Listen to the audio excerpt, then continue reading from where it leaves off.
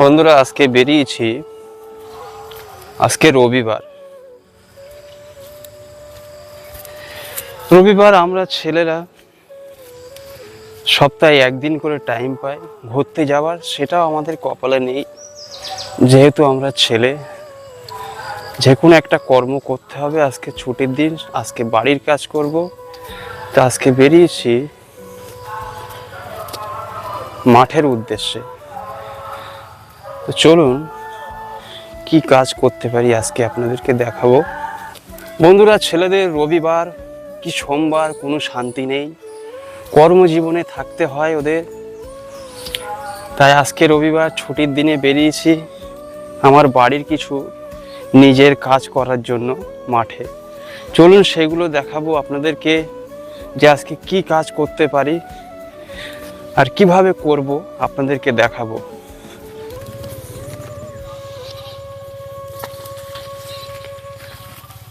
বাড়ি থেকে বেরিয়ে পড়েছি, এখন মাঠের দিকে রওনা দেব।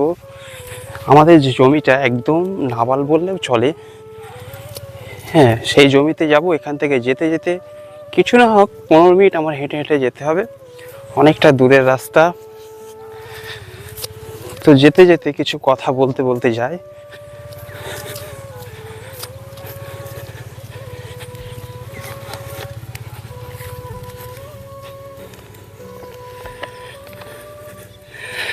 বন্ধুরা, এই চষা মাটির উপর দিয়ে হাঁটতে যা কষ্ট বাবা, খালি পায়ে হাঁটতে যেন এমন মনে হচ্ছে আমি পাথরের উপর দিয়ে হাঁটছি।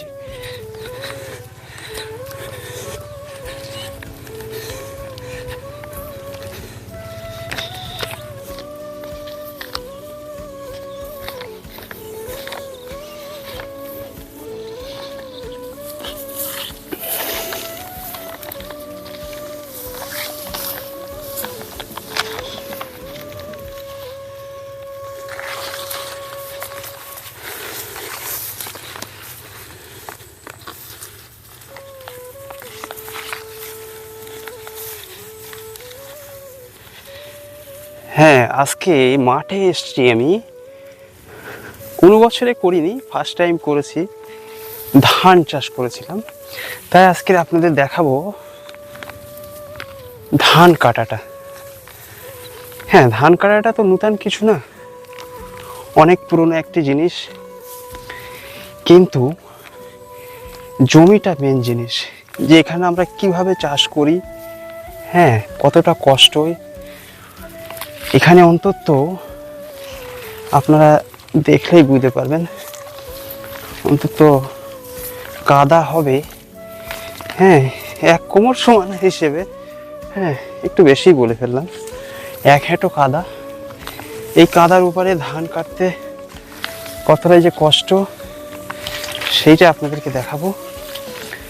হ্যাঁ, ওরে বাবা,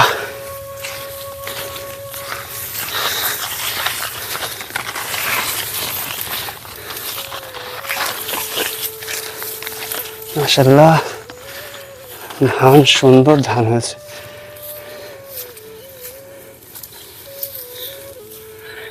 ফাইনালি আমি জমিতে পৌঁছে গেছি। এখানে পানির ব্যাগটা রাখা হোক।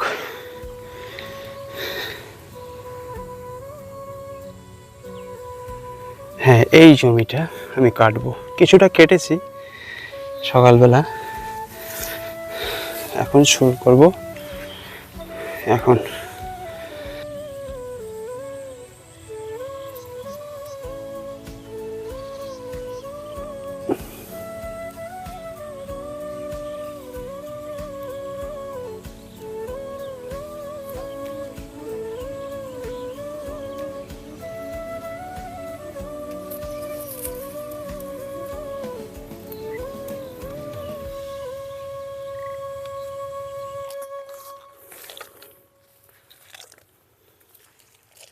বাবারে, 1 হেঁটো কাদা,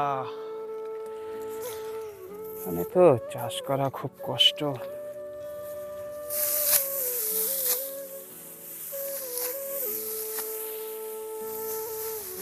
বন্ধুরা দেখতে থাকুন ধানগুলো কিভাবে কাটা হয়। এখানে 1 হেঁটোর উপরে কাদা, পা পুরো পুঁতে যাচ্ছে আমার। আর আগে শুনেছি এসব জমিতে মাছ পাওয়া যেত।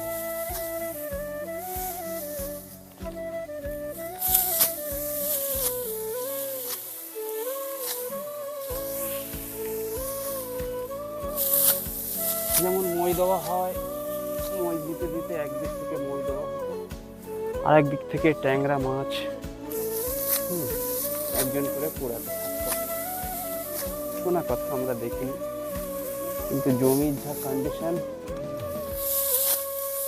এই হিসেবে পুকুরের মতনই।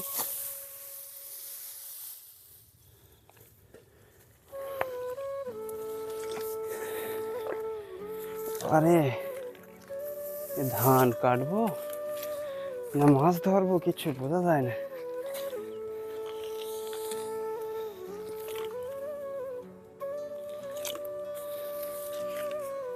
বন্ধুরা, অবশেষে আমি ধান কেটে ফেলেছি। এটি ছিল 8 কাঠা জমি।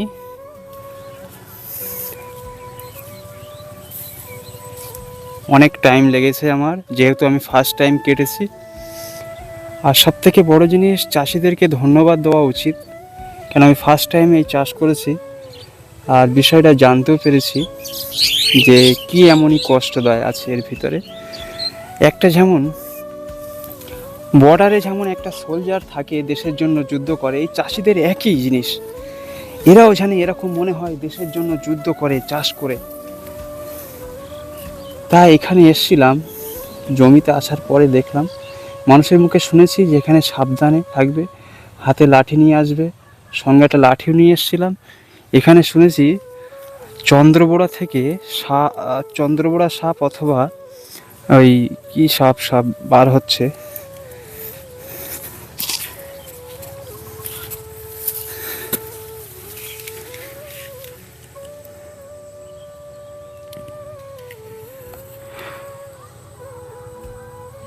এখানকার যারা অরিজিনাল চাষি তাদের মুখ থেকে শুনলাম, আমাকে বলল, কচি মাঠে যাচ্ছ, যাও একটা লাঠি হাতে করে যাও, কারণ মাঠে এত পরিমাণ সাপ বার হচ্ছে।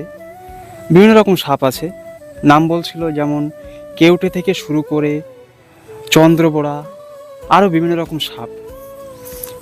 তাই আমি সঙ্গে করে একটা লাঠিও নিয়ে এসেছি।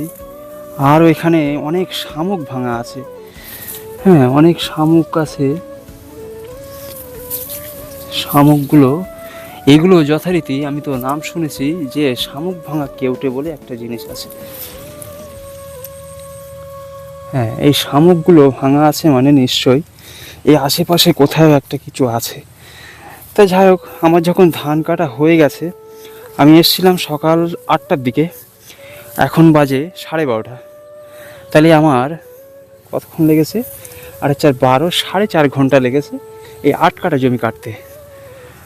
তো আপনারা বলবেন 8 কাঠা জমি কাটতে আপনাদের কতক্ষণ লাগে, কমেন্টে জানাবেন।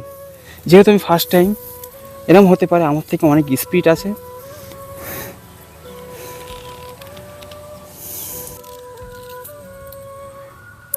আর এই সেই আমার হাতিয়ারটা, যেটাকে আমাদের ভাষায় কাস্তে বলা হয়।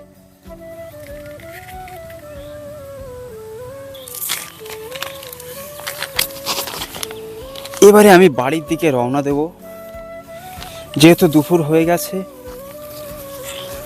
আর থাকা সম্ভব না, আর ধানও কাটা হয়ে গেছে।